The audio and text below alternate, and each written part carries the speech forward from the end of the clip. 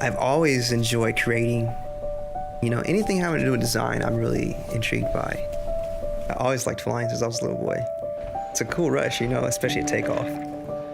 The idea that I'm working on it now is, if I told myself that long time, I'd be super excited. Had a chance to fly on a 777. My wife was with me. Her knowing that I built something that was on this plane, it feels good, Everything in aerospace has to be perfect.